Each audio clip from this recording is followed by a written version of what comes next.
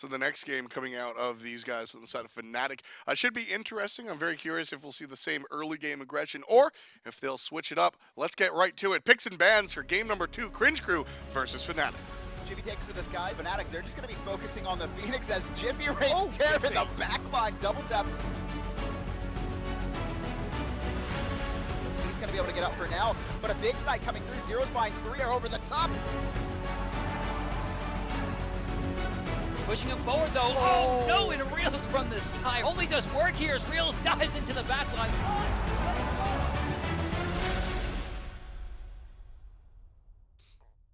Well, the picks and bans will be delayed just a moment. We've got Cringe Crew versus Fnatic. Fnatic picked an Isis and a Zyrhoes earlier, and a Thanatos earlier on, and they switched them around, and that was all well and good, but realistically, it didn't really change the game too much as far as the fact that there was the jungle Isis and the mid Thanatos. I mean, that one time he did walk away from the earlier aggression from Repikas at level 2. But other than that, the speed buff on the Isis didn't really benefit her as well. Fnatic just, they need to, if they're going to pick these early game aggressive gods, they need to make sure they capitalize on that and make sure that they find the early plays. But even just getting away from the picks, just having the mix up between the mage in the jungle and the assassin in the mid lane, there just wasn't a change in gameplay really from what we saw. It was just the jungler hanging out in mid lane again. They wanted to find that Thanatos initiation around the right side mid Harpies when he was waiting for the right timing to use his ultimate, but Cringe Crew played very patiently and respected the fact that Zyrhoes was MIA and the fact that that potential power play was a key tool for Fnatic. Cringe Crew will go ahead and not be able to select Guan Yu, and they'll make sure Jifffy can't play the Naja either. Raijin is going to be a highly contested pick for both these two teams, so I wouldn't be surprised if Fnatic leave it open and Cringe Crew ban it in response. Giannis might be left open as well, so we'll see if between Raijin and Giannis, if Fnatic will pick up one. The ban for Athena comes out of Fnatic. That is a very smart ban. Not only is it a global that kind of punished Fnatic's hijinks a little bit in game number 1, it's also just, from what I've seen, just anecdotally, EmilZy's best god.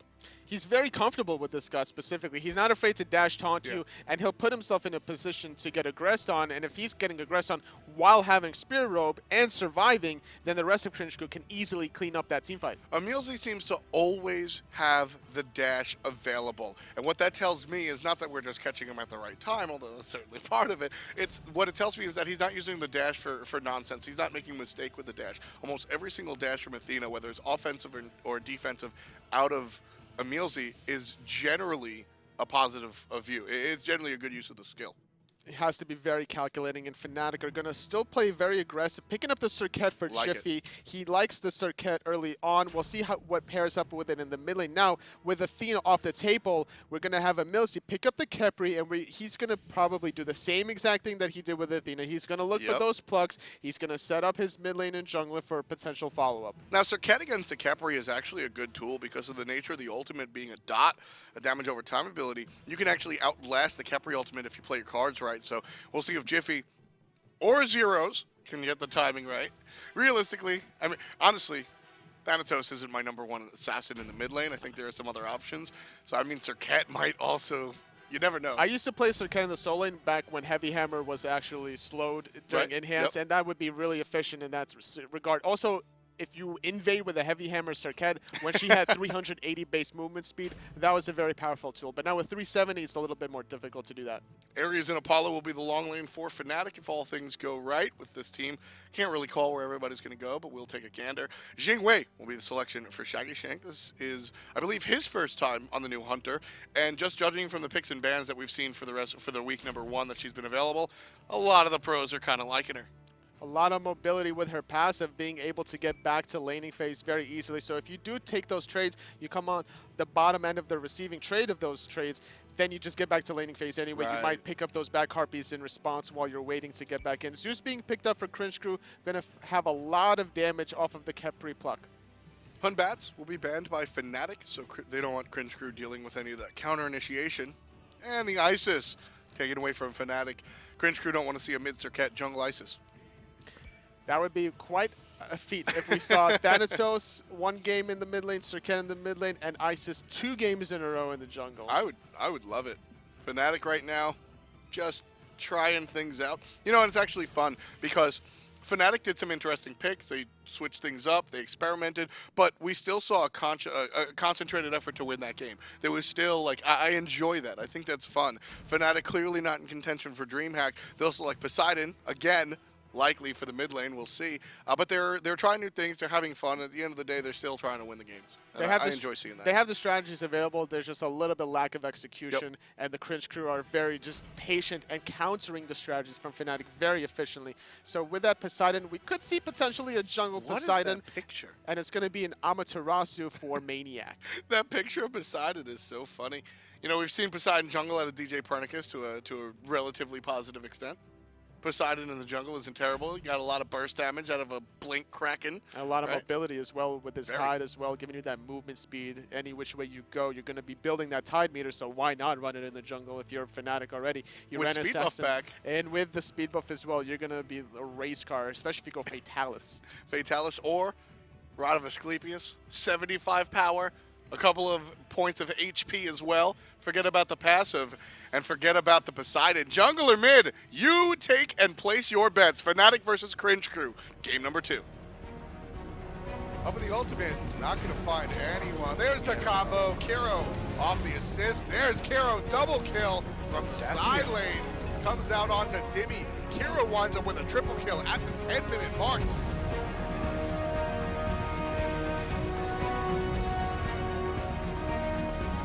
Repikas lands down. Half health for the Titans. Axioz takes out Zeus. That is it. Axioz and Repikas, the team are respawning. I'm crossing my fingers totally. It's going to be Zyrhoes in the mid on the Poseidon. How dare you, Fnatic? Like, Actually playing a mage in the mid lane. I'm actually mad. Who do you think you are, Zyrhoes? Nah. But it's going to be a lot of burst damage coming out from the Serqet and the Poseidon. Their goal here is to get somebody low enough for that Kraken. And if that Kraken doesn't kill you, their Serqet ultimate definitely will. Man, Fnatic. This skin, the Poseidon skin, this was one of the giveaways or what players were able to earn from contributing to the launch tournament so many years ago. Relatively rare skin. And seeing it reminds me of the Fnatic, or back then, the SK roster of old. And it's strange, totally. It brings back memories, definitely. It's just strange to see this team with a relatively unrecognizable roster in an unrecognizable spot in number 8 in Europe. It's definitely a long time has come for Fnatic. They're going to have to think about the next season, as clearly they're not going to make DreamHack. However, they're going to try to battle and stay into SPL the next season, and they're going to have to go through the rebuilding process. Whatever that contains for them is something that they're going to have to explore. Now, Reels is on vacation right now. He's taking a holiday, as he would say. And at the moment, before, you said that the likelihood of Reels leaving Fnatic is probably a little bit lower than some players might think. If Reels is still at the helm, which is a relatively big if, where does Fnatic look for into the future, whether it's the fall split or beyond? In terms of their roster? Roster, moves, do they stick with it, etc. I just have no idea where Fnatic go from here. It depends on like what the players are kind of feeling, whether or not the opportunities will open up for other doors. Reels definitely wants to stay with Fnatic the way they've been treating him. It's just something that he likes with Fnatic. He's kind of the all-star player, similar to like how Anaser is the all-star player for Luminosity. He's obviously not leaving that team anytime soon. So Reels just commanding a lot of the superstar power on Fnatic, might be able to transition that into either a different roster or keep the same roster like Hunger for More was able to do and make it something great. Cringe crew, on the other hand, just sticking to their aggressive nature. All the basics finding a home. 4 out of 5 there. Out of Shaggyshenk landing directly onto Hexicidal. A lot of damage so far from Cringe Crew, because whenever you have the Ares chains or the flames comes out, EmilZy's going to cancel that immediately with the plug, and there's going to be a lot of damage followed up with Shaggyshenk. Also, explosive bolts paired up with the throwing dagger is going to allow them to clear the lane so easily and then push all these minions under Fnatic's tower. Yeah, the Jing way with explosive bolts has been very powerful. Is that what we normally see players level up on the Jing way these days? Not necessarily level it up as a first ability. However, just having 1 point into that for early laning phase is going to help you out so much, as Jifffy is going to look for an early gank potentially onto Axioz. Axioz smells it out. He'll retreat right underneath the tower. Jifffy's going to stick around, as Axioz could have just been waiting for the wave. But the way that our solo laner is dancing and jumping and having a jolly good time, I don't think he's going to be surprised by the Serqet anytime soon. So number 4, as far as the levels are concerned for Jifffy, trailing behind the Thor. Repikas ready for a surprise cake. I love the way he's positioning himself behind that treasure chest as Yeah. well. Before the 10-minute mark, Fire Giant spawns. That box is there. You can use that to your advantage. Repikas staying in between in the Fire Giant pit. He's going to find the ultimate. Going to connect onto Zyrhoes as the Purification was used. Purification will make sure that the follow-up stun won't be there. Repikas hangs on to the Tectonic Rift, so a big piece of poke onto the mid laner, and Zyrhoes now sitting down 75% HP. maniaKK now being aggressed on by Bellona. She'll take a couple of pokes from the tower itself, and our solo laners have even HP pools. And this has kind of been a reverse 180 as Axioz is now going to be the aggressor. The Serqet ultimate not able to connect onto the mark of the Thor. The ultimate was also used, so a little bit of an interesting mechanic there from the Serqet onto the Thor as he was able to hammer away right before that connects. So just the absolute one-frame getaway coming out from Thor. Very... It's calculated. Repikas calculated that perfectly. A little bit of calculation, maybe a little bit of luck. Both players in the solo lane from Cringe Crew will be able to back, but maniaKK just takes a hammer to the face, not expecting Repikas to wake up there. Almost loses his life, but first blood still on the table. With the invade coming out from Fnatic, 3-man group up and steal away a blue buff. And now on the left-hand side, Cringe Crew are going to find the pluck onto Hexicidal. Going to force him to back. The red buff was stolen away from Fnatic boards as well. So blue buff is still on the table for both teams right now as Fnatic are going to be able to grab their own speed buff in return. Jifffy stealing the speed buff away from Cringe Crew earlier on, now going to pick up his own. And that's going to be a good look for the Fnatic jungler as currently before he was trailing, and with the acquisition of both speed buffs, it winds up evening the game up golden experience-wise as well. So smart plays coming out from Jifffy and the team of Fnatic to even things up just a little bit. And despite that invade, finding something on the opposite side is so important for Cringe Crew. Whenever you're going to lose something on one side, you want to be able to get it on the other. Capitalizing on that was the dual lane coming out of Cringe Crew. Having that early push aggression allows you to position yourself that aggressively. Stealing that away is going to help Repikas having the speed buff. However, if you're Thor, you don't necessarily need that speed buff having that global ultimate. And the command of the mid harpies that Cringe Crew really have allowed them to put themselves in position. 600 gold up. That's 100 gold more than the first blood bounty. So Cringe Crew just farming a little bit more efficiently, and a lot of it has to do with that mid harpy control, but also that duo lane. The duo lane pressure is just too strong. A lot of gold was denied to the Ares and the Apollo, and as a result, the Jing and the Khepri do get level 7, so level advantage in the duo lane for Cringe Crew right now. Yeah, it's more on the experience side than the gold, actually. And you can see just 100 gold separates the supports and basically everything even between the hunters. So really the story is just the mid harpies. Cringe Crew just a little bit more aggressive on those. Jifffy tries to smell out the Axioz, but the solo laner jumps away, ultimate for nothing. So a good play coming out from Fnatic, but it's only a good play if they're able to capitalize off of that, right? We always mention chasing out these ultimates and burning the purification is a strong move, even if you don't get the kill.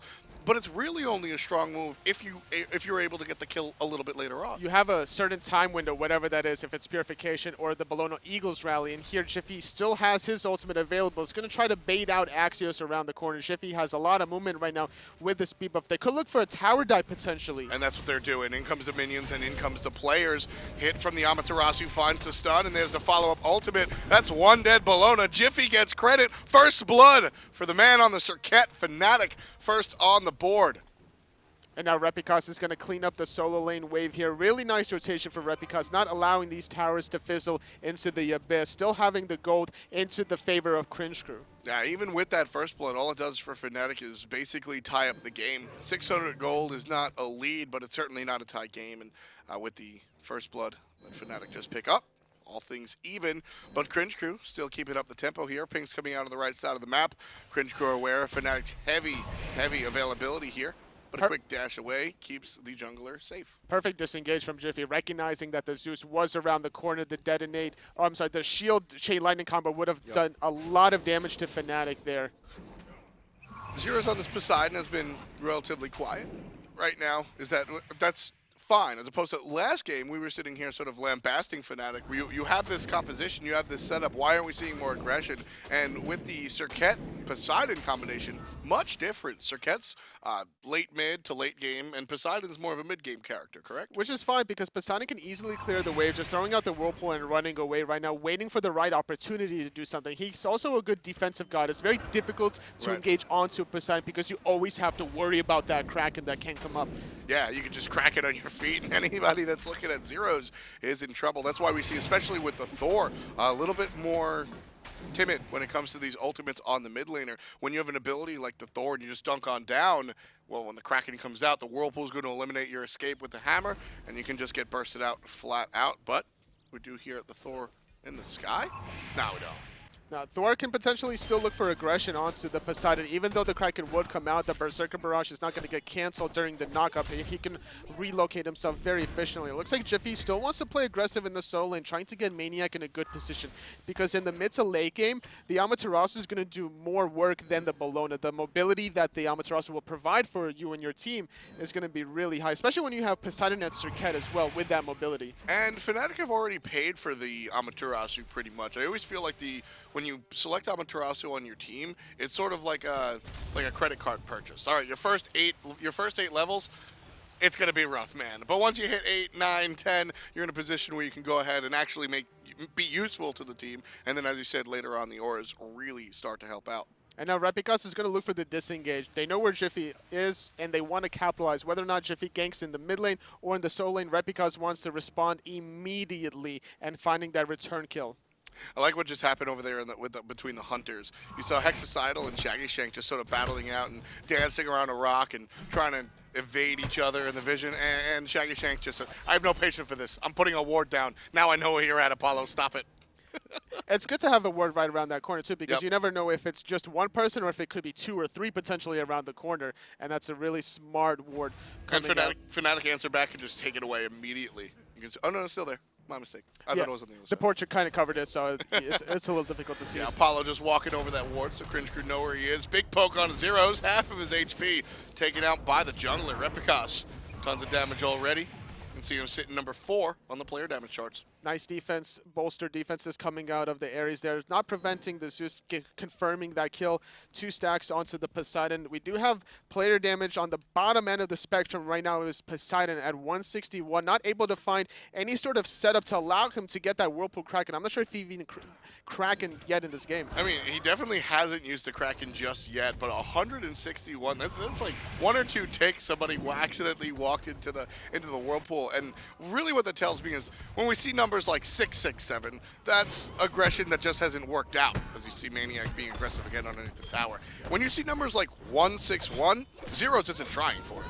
He's not getting those opportunities. maniaKK in a lot of trouble, getting walled off to get away from the tower. Going to take a lot of damage. Thor's in the air, going to find the kill potentially, or maniaKK's mobility is high enough to get away. The dash comes out. maniaKK going to be safe and sound. BigManTingz and Jifffy show up as well. Cringe crew commit a lot to the gank, but maniaKK straight out outplays 3 separate members of Cringe crew. BigManTingz going to be aggressed on, pulls EmilZy, who's very deep behind enemy lines. The chains come out. Ares very low, and it's going to be Jifffy versus Kero, making sure that Cringe crew can't attack the support.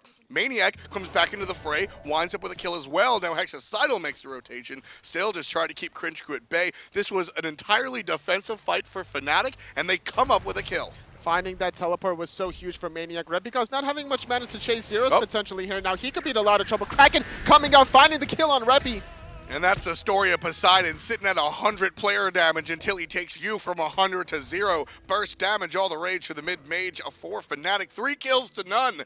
And FNC finally find themselves in the driver's seat for the first time in what seems like forever. Finally, they do have the lead. Now the question is, what are they going to do with this lead? Fnatic clearing the mid wave. They're just going to trade mid Harpies 1-to-1. Both speed buffs are available, as well as the red buffs. Looking at the team fight recap, a lot of damage for both teams. However, Fnatic getting the better end of that, getting a little bit more gold as well, a little bit more experience. So not a big enough window for the team to go ahead and pick up gold period. That's reasoning largely because that fight existed on the right side of the map. Especially considering the fact that you don't have the Kraken available to confirm the gold theory, more importantly. When it's this early in the game, that's the downside to fighting on the right side of the map and defending your solo laner to that extent. Now, it certainly worked out for Fnatic, but the capitalization, if you guys were defending your support on the left side of the map, you wind up with a Gold Fury, maybe a stolen red buff. The right side, there's just not that much opportunity this early on. 11 minutes in, the Fire Giant's up. but nobody's looking at it. You always have to consider where you are on the map and what objectives you could take, because assuming Fnatic get a good team fight around Fire Giant, let's say 15-16 minute mark, they could potentially look for that Fire Giant if they still have the Kraken available to them, if they still have their health available as well. Just because the damage going to be dealt to these objectives is largely Hexicidal. I mean, Jifffy playing on the Serqet, you'll hit the Death Bane and maybe a basic or two, but then Jiffy's job is to go out and zone. maniaKK on the other, maniaKK pretty much doing the same thing, and then you've got Poseidon and Hexicidal basic attacks. I mean, it's really all the Apollo game. Yeah, and with that, they're not going to find the goal fear earlier on. They're content with finding those 2 kills. They're going to reset and slow things down a little bit. Going to try to recontrol vision. However, Cringe Crew is the one with a lot of vision around the goal fury, having 3 sentry wards positioned in a very nice triangular formation. Cringe Crew are also have the type of composition that they're all well and good waiting to the late game. As later as this game goes, Zeus is ready to party. Really good party from Zeus right now, throwing out that chain lightning off of the shield, poking out Zyrhoes a little bit, and Shaggyshenk poking out Hexicidal as well in the dual lane. It's going to allow him to keep putting on this aggression, forcing some rotations underneath right now, which Shaggyshenk is going to have to respond to. And what I liked about that out of Cringe Crew, you can see Jifffy getting excited, knocked up by the Jing Wei, finds the dash, a lot of damage. Kero takes up Zyrhoes in a separate engagement, but Jifffy now looked like he had the advantage. He's going to be chased out by the addition of the support. Jing Wei chased out with the ultimate, and BigManTingz Jifffy had to pull onto EmilZy underneath the tower. 1 tower shot and a basic from Ares, all that we'll see onto EmilZy, as maniaKK has the upper hand versus Axioz until the jungler jumps in. 2 stuns and maniaKK in trouble. He'll fall down. Great gank coming out from the Thor. 2 kills for Cringe Crew. And this is what junglers are going to have to look at. Both of these soul laners are playing very aggressively, trading ultimates 1 for 1. Repikas was the first person to respond to that because Jifffy tried to gank on the dual lane side, which didn't really work out for him. The ultimate did hit the minion wave as well, which is why we saw Shaggyshenk trying to get away from that before it exploded onto him as well. Yeah, rough play for Jifffy. Not coming up, making a mistake there, unfortunately. Not able to find the kill. So Fnatic, they still have the lead in kills, but they don't have the lead for gold, sitting just a hair beneath 1,000 gold down. So basically all things even here, Toli, but it's a little bit deceptive because, as I said before, Cringe Crew's team composition with the Zeus and the Khepri will just get a little bit more devastating come late game than Fnatic's. And not only that, their objective control after these early kills from Fnatic, they just haven't been on point right now. They lost this. Jifffy was able to steal a speed buff earlier on, but they lost the red buff in return and the boars, and constantly being denied under the dual lane tower right now. Shaggyshenk having about a 700 gold lead over Hexicidal. And that's the biggest problem. We saw earlier in game number 1, the dual lane stayed relatively even, relatively similar, but not the case here in game number 2. 15 minutes in, 700 gold lead from one hunter over another. That's a level 2 Chinsai. And right now, Fnatic needs to play aggressive here. We have the mid lane Zyrhoes, only 1,400 damage right now. This is not something you want to see out of your mid laner. However, he does need to get the setup as well. So Fnatic as a whole cohesive unit needs to find the right opportunity, control vision somewhere, and exploit any sort of counter vision coming out of Cringe Crew. So what you're saying is that the low damage from Zyrhoes is disappointing on the Poseidon, but not necessarily to any fault of his own. The team has to really present the opportunity to unleash the Kraken. Exactly. The Kraken has to be unleashed, and it might be coming up very soon as BigMan is looking for a potential blink over the wall. Yeah, there's a lot of players from Cringe Crew here in the mid lane. The blink call has been called off, at least over the wall. BigManTingz comes around safely. And Cringe Crew shading over to the left side, looking at the minions that aren't there. And it looks like Zyrhoes is going to go for potentially the Gem of Isolation here, or going to be the Warlock Sash. More than likely, it should be the Gem of Isolation, because how that synergizes with the Whirlpool. If you get caught in there, you're going to stay into the Whirlpool, which is very important. You have to purify the Whirlpool if you get hit by the Gem of Isolation, which would make sense because Zyrhoes right now, he doesn't have that lead that's given to you by being dominant and finding these kills, so he's not going to get off to this rocket ship start. He's not going to be wildly ahead, able to 100-0 people with his combo. So instead, we'll look for a little bit more control out of the mid laner, specifically with that Whirlpool in mind. And I love seeing the utility style mages as well, having, Rod of Asclepius on a healer or Gem of Isolation on a burst mage as well. As Jiffy's going to get poked out from Repikas. Gold Fury started. Already 25%. Cringe Crew take it away despite the Kraken from the mid mage. It looks like Fnatic still trying to find some kills. Hexicidal going to deal with Shaggyshenk right in the face, but not able to find enough damage to really do anything of relevance. Jifffy from the left-hand side, very low, just a shade beneath 50%. Not going to be too threatening either. Cringe Crew find a retreat. No deaths, just a clean gold Fury. And Fnatic are going to have to respond somehow, some way. Maybe in the tier 1 mid tower, the Kraken is not available to them. However, they still have the ultimate onto Jifffy. They need to utilize it here and get some sort of an advantage. You can't just concede a gold Fury and not try for something right now. Ares currently has Blink and Shell available to him. They need to be aggressive here. Aggressive is not what Fnatic has been all day. They picked an aggressive team composition and just weren't aggressive with it. And here we have a little bit more balanced team composition, but still, when the opportunity presents itself, Fnatic not being aggressive, and they're being punished for it. Cringe Crew take away a couple of objectives, one in a lane, one in the jungle, and right now they sit up 3K.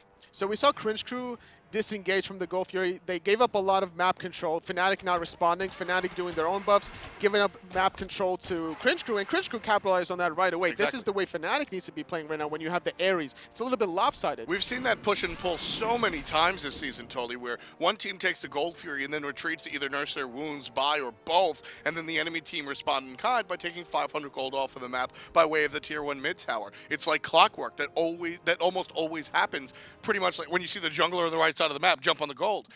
Fnatic just missed that ball. Were they out of position? Did they just not see the opportunity? It just seems like there's not enough confidence coming out of Fnatic making these plays. However, Jifffy very confident, trying to go into Repikas as he's forced to ulti out. Jifffy's playing very well, or at least seems like he's playing very well in this series, Totally. He's not afraid to make those plays with a blink initiation. He's looked for the dual lane twice so far right now. However, on the opposite side, the Ares is going to have to look for some plays as well if the Fnatic want to capitalize on that. Even if he blinks, forces some purifications earlier on, or an ultimate prematurely from Thor, that's still a good spot for Fnatic. It's going to allow Zyrhoes to not have to worry about that ultimate as well. And I'll just say it, folks. Not for nothing. Fnatic here, they're down 4K gold, but the experience still relatively close. There's a half a level lead in the mid lane. We just see that sort of come back. Only a half between the Zeus and the Poseidon. It's really the Hunters that have a big disparity. It's definitely not as bad as it was the first game, which we saw the surrender vote coming out. The second game, however, like you mentioned, it's only in the 100 position, and that's simply because of the way EmilZy and Shaggyshenk were able to utilize their early game advantage, constantly putting pressure, denying the red buff, denying the board as well, stripped some experience away from Hexicidal, and because of the rotation that he did earlier on, he conceded some pressure. Here's some more aggression from Fnatic. BigManTingz gets spotted out by Cringe Crew, so CC are actually the ones that are going to be on the aggressive. You see Fnatic now trying to chase out EmilZy, but they catch Axioz on the sidelines, hit up by the Whirlpool out of Poseidon, and the follow-up from maniaKK not going to catch up. But there's Hexicidal on the back trying to find a kill, but he's just going to get poked out, forced to dash forward. Then Fnatic, they try to be aggressive, and Cringe Crew just take advantage of it. Going to take out Apollo as well. Shaggyshenk evens the kills up, and maniaKK in some trouble. Kero gets the kill with the detonate. Now Cringe Crew barking down the right side. Surprise from the skies. It's Thor, and you're dead. Repikas winds up with a kill. Kero winds up with a kill. The Kraken doesn't matter. Jifffy, the only one alive for Fnatic. Cringe Crew take a fight. They turn around an assassination attempt, and they take it to the cleaners. One tower is taken. Tier 2 is decided against, and Cringe Crew will look for a 20-minute fire giant. And like we mentioned, depending on where you are on the map, depending on the timing, your levels, your items, depends on what objective you're going to take. Cringe Crew capitalizing on the fact that after that 4-for-nothing exchange, they're able to do this fire giant. The only person they have to worry about is Jifffy. He doesn't have his ultimate. He had to back earlier on. There's no way he can come in and contest or steal this. Free fire giant going the way of Cringe Crew. I shouldn't say free. No contestation, and the wall stops Jifffy in his tracks and puts him in the ground.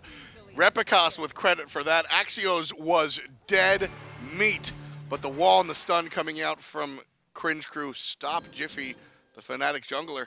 And the only one alive on Fnatic could not make it worth it. So Cringe Crew wind up with a fire giant, trade no lives, and now sitting up 6,000 gold. It's looking very grim right now for Fnatic. Had he found that one kill onto Axioz with the blink, would have evened things up a little, or not necessarily even things up, I'm sorry, that's the wrong way of putting it. Basically, it would have diminished the benefits from the Fire Giant, and that would have allowed a little bit of an easier defense along the tier 2 towers for Fnatic. I mean, especially when it's your frontliner, right? The Fire Giant provides so much sustain. You're just so tanky with that Fire Giant buff available. So taking out, in particular, the Bellona, that would have been an excellent call.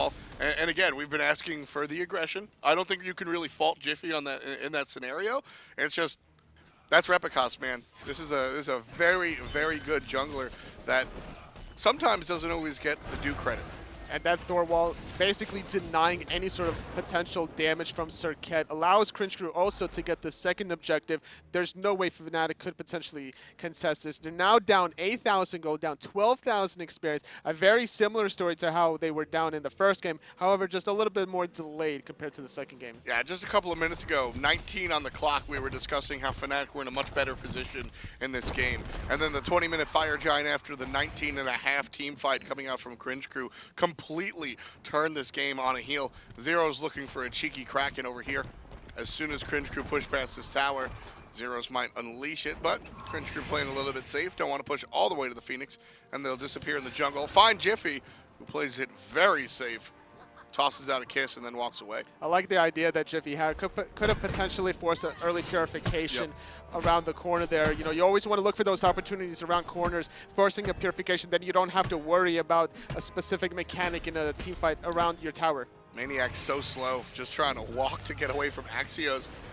The constant damage from the Bellona dealing trouble on the right side, and then on the mid side, BigManTingz gonna fall down. Cringe Crew just all collapse on the support, and he's just not so tanky when there's 4 members of the enemy team, 10,000 gold up, hitting you in the face. So now the tier 2 goes down. Cringe Crew looking at Phoenix. Zeus and Thor ultimate is down for this siege in the mid Phoenix. However, there is the Bellona ultimate available, as well as the ultimate coming out of EmilZy, which is going to allow Bellona to play very aggressive in the siege. Blink on in from Jifffy, trying to find the aggression on the backside. Sanctuary chased out by Jing. Well played by Fnatic to find the carries and deal the damage over there. But now maniaKK being forced out, walled off, not going to find the stun.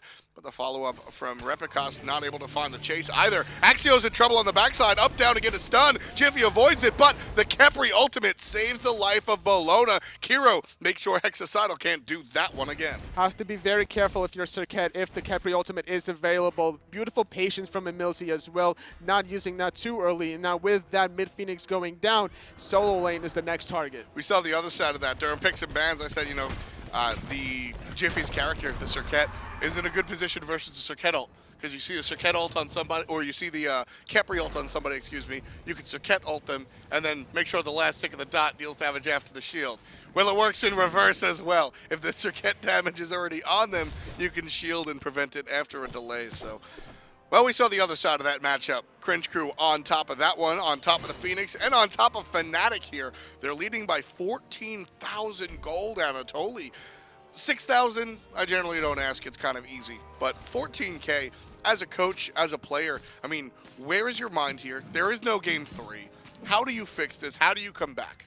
Right now in this situation, the game is very difficult to come back from. You just have to ward defensively and look for sieges or defense against the sieges. You're not necessarily talking, obviously, about the next game because there is no next game. Right. But you don't want to be talking about the next season either. That's something that has to be done after the game. You have to focus on what's in front of you. And I like the fact that Fnatic are not surrendering here in game number 2 because there is no next game. You know, we saw earlier on Envy surrendering around the 1 minute 35 second yesterday it was, and that was a very disappointing sight to see, and Fnatic are still playing it out this game. Repikas going to try and find the stun, but Jifffy immures it. Axioz gets the kill on a maniaKK very quickly. Zyrhoes drops the Kraken, not going to deal as much damage as he'd like, and Repikas on the chase looking for Jifffy. 1 tap will be enough, and there it is. The follow-up kill from Repikas is on the money. 11 kills in total for Cringe Crew, looking to make that 12, but Hexicidal will make sure it doesn't reach there. F6 surrender. Fnatic on the bottom of this one. Cringe Crew find 2 wins in that many games. Very important 2 wins as well for Cringe Crew because right now that's going to be closer to Hungry for More. Right now Hungry for More 15 and 11.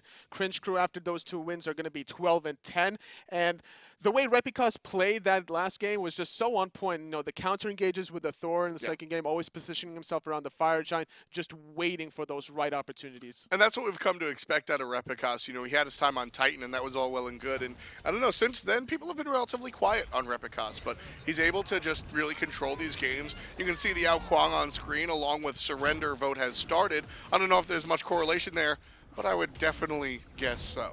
And the way he played the outgoing also in the first game was very on point, utilizing the damage of Thor as well, maxing out his hammer in the beginning of the game, controlling the mid and the solo lane as well, using his ultimates perfectly whenever he needed to, just like that. He's one of the most offensive Thors I think we really get to watch. A lot of players tend to, there's a large spectrum. Verizial sits right in the middle and will go in either direction, right? And we see Andy wind up being aggressive, but I don't want to say defensive, just utility. He's always finding those stuns for his teammates. Repi just goes for the money, plays for the Jifffy cat, as some would say, and just winds up looking for those kills. The mid-team fight ultimates out of Repi, we see him all the time. I love the way Repi plays with Thor, just always going for the throat. Always going for the aggressive plays, allowing Kero to be setting up, and the way also EmilZy sets up the mid lane and the jungler as well. Really on point. I love the way he played that at the end of the first game. Yeah, EmilZy has definitely shown up to be very, very strong in his long, illustrious career on the side of Smite, and he's also going to join us.